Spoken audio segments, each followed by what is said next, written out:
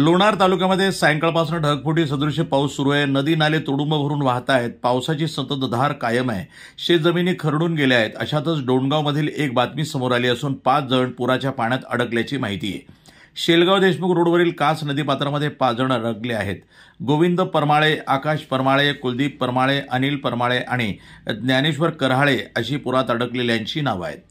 5ही जण डोणगाव येथील राहणारे आहेत। सकाळी शेती कामासाठी ते नदीपात्राच्या पलीकडे गेले होते, मात्र आता पुराचं पाणी वाढलं।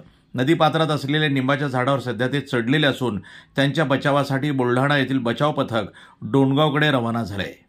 NTV news Marathi, Dongaon.